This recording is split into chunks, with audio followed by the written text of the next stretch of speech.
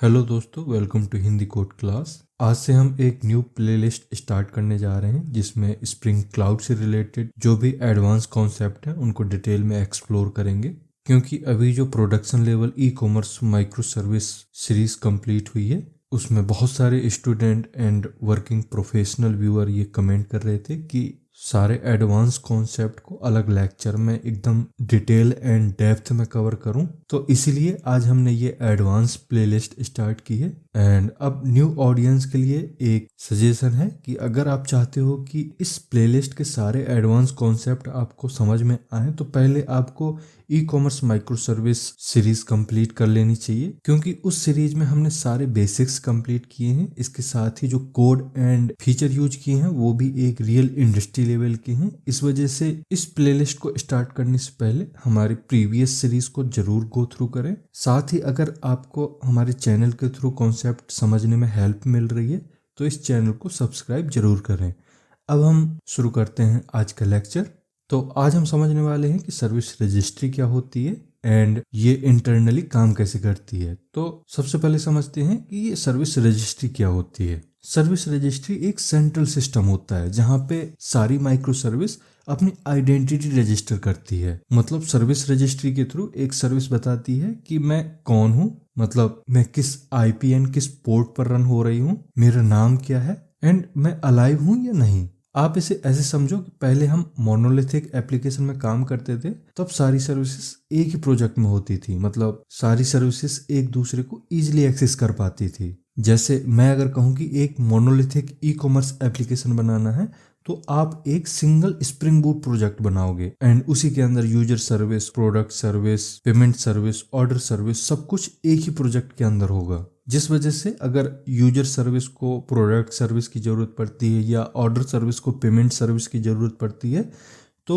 वो required service को package and classes के थ्रू इजीली एक्सेस कर लेगा। बट अगर इसी प्रोजेक्ट को माइक्रो सर्विस आर्किटेक्चर के थ्रू बनाया जाए तो हमें मल्टीपल प्रोजेक्ट में काम करना पड़ेगा। मतलब हर सर्विस एक इंडिविजुअल प्रोजेक्ट होगा। जिस वजह से मान लो अगर हमारे पास एक ऑर्डर सर्विस है एंड एक पेमेंट सर्विस है एंड ऑर्डर सर्विस को पेमेंट सर्विस की जरूरत पड़ती है तो order service payment and classes के थ्रू पेमेंट सर्विस को एक्सेस नहीं कर पाएगी, क्योंकि दोनों अलग अलग प्रोजेक्ट हैं एंड हो सकता है कि ये दोनों प्रोजेक्ट अलग अलग सिस्टम में रन हो रहे हों। तो अब कैसे सर्विस एक दूसरे से कम्युनिकेट करेंगी, तो इसी प्रॉब्लम का सोल्यूशन लेकर आया सर्विस रजिस्ट्री। ठीक, इसको हम ऐसे भी समझ सकते हैं कि मान लो एक बहुत बड़ा ऑफिस है जिसमें काफ़ी सारे डिपार्टमेंट हैं। इन डिपार्टमेंट को आप माइक्रो सर्विस मान सकते हो। अब ये जो डिपार्टमेंट है इनको एक दूसरे के बारे में कुछ भी पता नहीं है कि कौन सा डिपार्टमेंट किस फ्लोर में है, क्या नाम है उसका, एंड डिपार्टमेंट ओपन है या क्लोज है, कुछ भी इंफॉर्मेशन नहीं है। तो इस वजह से हर डिपार्टमेंट को बहुत ज़्यादा प्रॉब्लम फेस करनी पड़ रही है, क्योंकि मान लो डिपार्टमेंट ए ने कभी बताया कि मैं किस फ्लोर में हूँ और ये चीज़ डिपार्टमेंट बी ने कहीं पे स्टोर कर ली कि डिपार्टमेंट ए का एक्चुअल नेम क्या है एंड वो कहाँ पे चल रहा है, रन है या क्लोज है, उसने सब कुछ नोट डाउन करके रख लिया। बट कुछ टाइम के बाद डिपार्टमेंट ए कहीं शिफ्ट हो गया। मतलब मान लो वो पहुँच गया फिफ्थ फ्लोर में। अब फिर से डिपार्टमेंट ए को जब भी डिपार्टमेंट बी की जरूरत पड़ेगी तो वो ढूंढता रहेगा, उसको मिलेगा ही नहीं क्योंकि उसने अपनी जगह शिफ्ट कर ली। तो इन्हीं सब प्रॉब्लम को सॉल्व करने के लिए एक सेपरेट डिपार्टमेंट बनाया गया एंड उसको काम दिया गया कि जितने भी डिपार्टमेंट हैं उनकी आपको रियल टाइम इंफॉर्मेशन रखनी है। मतलब वो किस फ्लोर में है, उसका नाम क्या है, वो क्लोज है या ओपन है, सारी इंफॉर्मेशन आपको रखनी है। एंड इसके बाद जब भी किसी एक डिपार्टमेंट को किसी दूसरे डिपार्टमेंट की जरूरत पड़ेगी तो वो पहले उस इंफॉर्मेशन डिपार्टमेंट के पास जाएगा एंड उधर पूछेगा कि भाई मुझे इस पर्टिकुलर डिपार्टमेंट का पता चाहिए, ये कहाँ पे है, इसका नाम क्या है एक्चुअली, एंड ये ओपन है या क्लोज है। जिसके बाद वो इंफॉर्मेशन डिपार्टमेंट उस पर्टिकुलर डिपार्टमेंट का एड्रेस देता है, जिसको भी रिक्वायर्ड होता है उसको बता देता है एंड इसके बाद वो दोनों डिपार्टमेंट आपस में कम्युनिकेट कर लेते हैं। मतलब जो भी काम होता है वो अपना जाके कर लेता है। ठीक है, एंड इसी इंफॉर्मेशन डिपार्टमेंट को हम अपने माइक्रो सर्विस आर्किटेक्चर में नाम दे देते हैं सर्विस रजिस्ट्री। ठीक, इतनी चीज समझ में आई। मतलब माइक्रो सर्विस आर्किटेक्चर में आप स्टैटिक यूआरएल के थ्रू किसी भी सर्विस को फाइंड नहीं कर सकते हो, क्योंकि प्रोडक्शन में सर्विस ऑटो स्केल होती है एंड कभी कभी कंटेनर रीस्टार्ट होते हैं एंड आईपी एड्रेस डायनेमिक होते हैं। इस वजह से स्टैटिक यूआरएल अप्रोच यहाँ बिल्कुल फेल हो जाता है एंड इन्हीं सब रिक्वायरमेंट की वजह से सर्विस रजिस्ट्री की नीड होती है। अब सर्विस रजिस्ट्री का यूज करने के बाद जब भी किसी सर्विस को किसी दूसरे सर्विस को कॉल करने की जरूरत पड़ती है तो वो डायरेक्ट किसी आईपी को कॉल नहीं करती है, इसके बजाय वो पहले सर्विस रजिस्ट्री को कॉल करके पूछती है कि मुझे इस सर्विस का एक्टिव इंस्टेंस चाहिए एंड सर्विस रजिस्ट्री के पास सारी माइक्रो सर्विस की इंफॉर्मेशन होती है। इस वजह से वो रिक्वायर्ड सर्विस का आईपी एंड पोर्ट निकाल के दे देता है। अब आपको यहाँ दो चीजें क्लियर हो गई होंगी, एक तो सर्विस रजिस्ट्री क्या होती है एंड दूसरा इसकी रिक्वायरमेंट क्यों पड़ती है माइक्रो सर्विस आर्किटेक्चर में। अब इसको थोड़ी और डिटेल में समझते हैं। तो ये जो सर्विस रजिस्ट्री है ये सर्विस डिस्कवरी का पार्ट होता है। मतलब सर्विस डिस्कवरी एक कंप्लीट मैकेनिज्म है, एक कंप्लीट कॉन्सेप्ट है जिसमें मल्टीपल कंपोनेंट मिलकर काम करते हैं एंड इन्हीं कंपोनेंट्स में से एक कंपोनेंट है सर्विस रजिस्ट्री। एंड इसके अलावा जो पार्ट्स होते हैं, इसके अलावा जो कंपोनेंट हैं वो हैं service registration, discovery lookup mechanism, health check and heartbeat, load balancing strategy and failure handling. तो मैंने अभी जो सर्विस रजिस्ट्री को एक्सप्लेन किया है वो पूरे सर्विस डिस्कवरी के हिसाब से एक्सप्लेन किया है, बट अगर हमें इन सभी पार्ट्स को एक्सप्लेन करना है तो सर्विस रजिस्ट्री का थोड़ा कॉन्टेक्स्ट कम हो जाता है, क्योंकि फिर सर्विस रजिस्ट्री एक सेंट्रल प्लेस है जहाँ पे सारी सर्विसेज अपना एड्रेस स्टोर करती हैं। इसी तरह सर्विस रजिस्ट्रेशन के थ्रू सर्विस स्टार्टअप पर रजिस्ट्री में खुद को रजिस्टर करती हैं। इसके बाद जब एक सर्विस को दूसरी सर्विस कॉल करनी होती है तो डिस्कवरी या लुकअप मैकेनिज्म काम करता है। इसके बाद जब सर्विस को बताना होता है कि कोई सर्विस अलाइव है या डाउन है तो health check and heartbeat use होता है। इसके बाद जब एक सर्विस के मल्टीपल इंस्टेंस को मैनेज करना होता है तो उस टाइम पे यूज होता है लोड बैलेंसिंग स्ट्रेटेजी का। एंड अगर सर्विस डाउन हो गई है या नेटवर्क इशू हो गया है या थोड़ी टाइम के लिए रजिस्ट्री ही डाउन हो गई है, रजिस्ट्री अनअवेलेबल है, तो उस केस में फेलियर हैंडलिंग यूज होता है। अब इन सभी चीज़ों को समझने के बाद यहाँ पे एक चीज़ क्लियर हो गई होगी कि हम सिर्फ सर्विस रजिस्ट्री पर काम नहीं करते, हम पूरी सर्विस डिस्कवरी पर काम करते हैं जिसका सर्विस रजिस्ट्री एक पार्ट है। तो सर्विस डिस्कवरी को आप ऐसे बोल सकते हो कि सर्विस डिस्कवरी एक ऐसा मैकेनिज्म है जिसके थ्रू माइक्रो सर्विसेज को रन टाइम पर ही एक दूसरे का लोकेशन डायनेमिक पता चलता है, मतलब होस्ट एंड पोर्ट डायनेमिकली पता चलता है। अब इस सर्विस डिस्कवरी को अपने एप्लीकेशन में यूज करने के लिए दो अप्रोचेज यूज होती हैं, मतलब दो अप्रोच होती हैं। पहला क्लाइंट साइड डिस्कवरी और दूसरा सर्वर साइड डिस्कवरी। अब इन दोनों को समझते हैं। सबसे पहले क्लाइंट साइड डिस्कवरी को समझते हैं। तो क्लाइंट साइड डिस्कवरी में सर्विस को कॉल करने वाला क्लाइंट होता है एंड यही क्लाइंट डिसाइड करता है कि हमें कौन सी सर्विस कॉल करनी है एंड उस सर्विस के मल्टीपल रनिंग इंस्टांसेस में से किस इंस्टांस का यूज करना है, मतलब किस आईपी प्लस पोर्ट का यूज करना है। यहाँ पर कोई मिडिल सर्वर या प्रॉक्सी डिसीजन नहीं लेता है। मतलब क्लाइंट साइड डिस्कवरी वो मॉडल होता है जिसमें क्लाइंट सर्विस रजिस्ट्री से सर्विस का एड्रेस निकालता है एंड डायरेक्ट उस सर्विस को कॉल कर देता है, मतलब डायरेक्ट उस सर्विस के इंस्टेंस को कॉल कर देता है। ठीक है, अब इसको हम फिर से ऑर्डर एंड पेमेंट सर्विस के एग्जांपल से समझते हैं। तो मान लो आपके पास दो सर्विसेज हैं, payment service and order service. And payment service ने खुद को सर्विस रजिस्ट्री में रजिस्टर कर रखा है, इस वजह से जब भी ऑर्डर सर्विस के थ्रू पेमेंट सर्विस को कॉल करने की जरूरत पड़ेगी तो वो सर्विस रजिस्ट्री से पेमेंट सर्विस के सारे रनिंग इंस्टेंस मांगेगा। इसके बाद ऑर्डर सर्विस को सारे रनिंग इंस्टेंस मिल जाएंगे। अब ऑर्डर सर्विस खुद डिसाइड करेगा कि इन सभी रनिंग इंस्टेंस में से किस इंस्टेंस के थ्रू मैं पेमेंट सर्विस को कॉल करूंगा।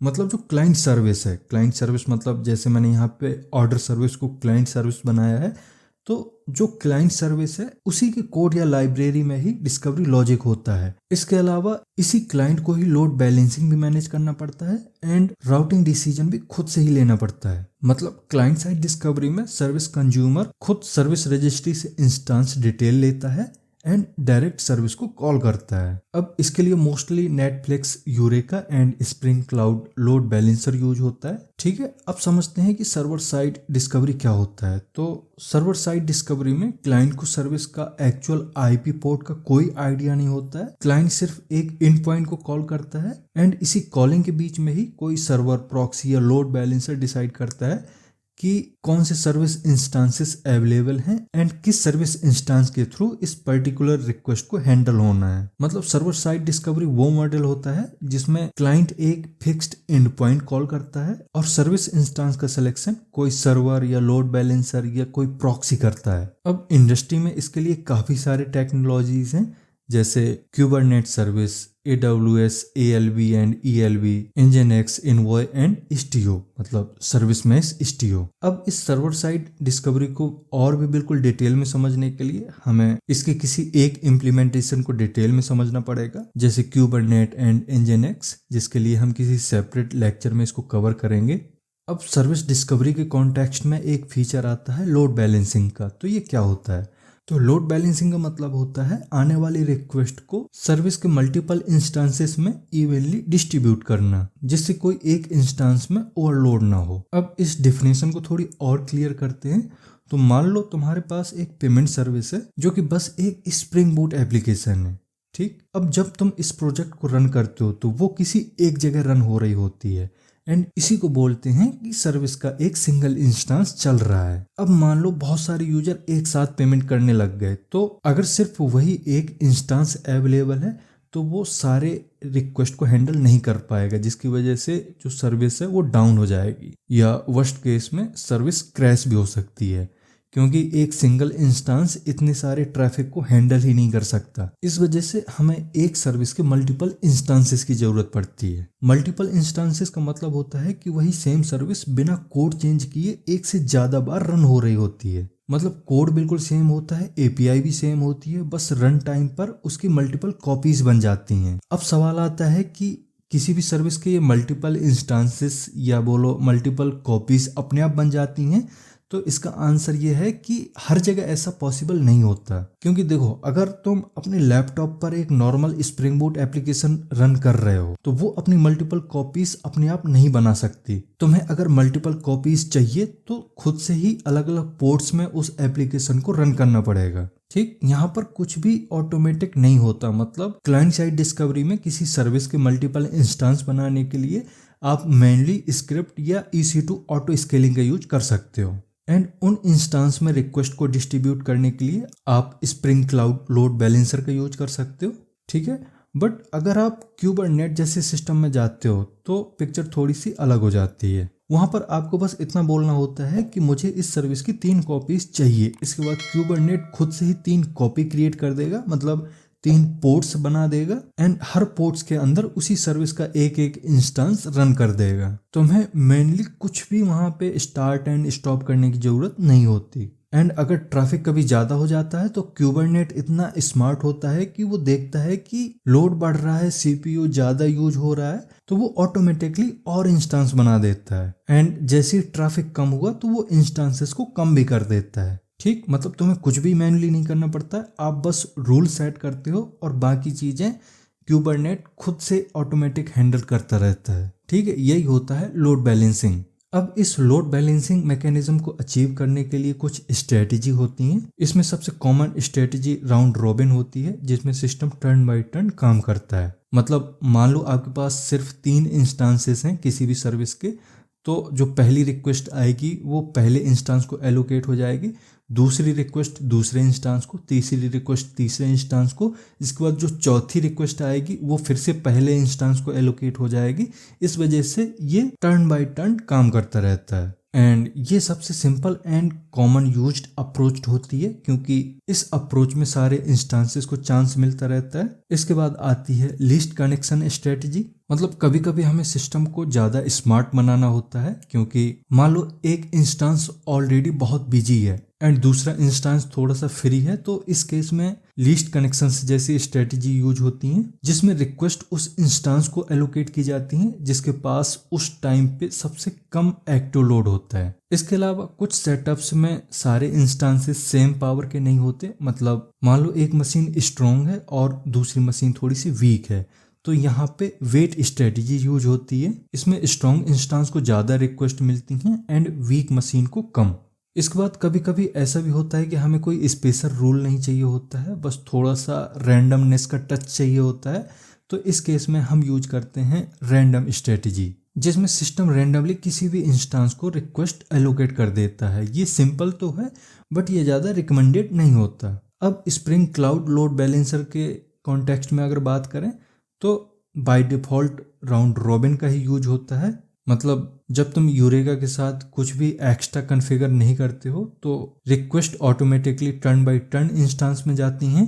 इसके लिए हमें application.yml में कुछ भी सेट करने की ज़रूरत नहीं होती है, बस डिपेंडेंसी ऐड करो और ये स्टार्ट हो जाएगा। एंड अगर आप चाहते हो कि इसके अलावा कोई और स्ट्रेटजी यूज हो तो आप कॉन्फ़िगरेशन क्लास में एक छोटा सा बीन क्रिएट करके ये बता सकते हो कि आपको कौन सी स्ट्रेटजी यूज करनी है। स्प्रिंग क्लाउड क्लास लोडर में स्ट्रेटजी को यूजुअली जावा कोड के थ्रू कॉन्फ़िगर किया जाता है। इसमें प्रॉपर्टीज फाइल का कोई काम नहीं होता है। इसका रीजन ये है कि क्लाइंट साइड लोड बैलेंसिंग में कोड लेवल डिसीजन होता है, बट सर्वर साइड डिस्कवरी में लोड बैलेंसिंग इंफ्रा लेयर के थ्रू होती है, जैसे क्यूबरनेट सर्विस, AWS, ALB। इसमें क्लाइंट को बिल्कुल भी पता नहीं होता है कि स्ट्रेटजी कौन सी यूज हो रही है। अब क्यूबरनेट में भी वही सिंपल स्ट्रेटजी यूज होती है, राउंड रॉबिन वाली। इसके अलावा AWS लोड बैलेंसर थोड़ा सा ज़्यादा एडवांस होता है, इस वजह से AWS थोड़ी सी एडवांस स्ट्रेटजी यूज करता है, जैसे least connection, weight routing and health based routing. लेकिन यहाँ ये सब YML या इंफ्रा कॉन्फ़िग के थ्रू होता है। इसमें एप्लीकेशन कोड में हम स्ट्रेटजी सेट नहीं करते हैं। ठीक है, तो ये था पूरा सर्विस डिस्कवरी का कॉन्सेप्ट, जिसमें आपने समझा कि सर्विस डिस्कवरी क्या होता है, इसका इंटरनल पार्ट कौन कौन सा होता है, सर्विस रजिस्ट्री क्या होता है, ये कैसे काम करता है, इसके अलावा मल्टीपल इंस्टेंस कैसे बनते हैं, लोड बैलेंसर कैसे उन इंस्टेंस को हैंडल करता है, ये सारी चीज़ें आपने डिटेल में समझ ली। अब आज के लेक्चर में बस इतना ही रहने देते हैं। एंड अगर इस लेक्चर के थ्रू ये कॉन्सेप्ट आपको ईजिली समझ में आए हैं तो इस लेक्चर को लाइक ज़रूर करिए। अगर अभी तक चैनल को सब्सक्राइब नहीं किया है तो चैनल को सब्सक्राइब भी कर लें। अब हम मिलते हैं नेक्स्ट लेक्चर में। Thank you.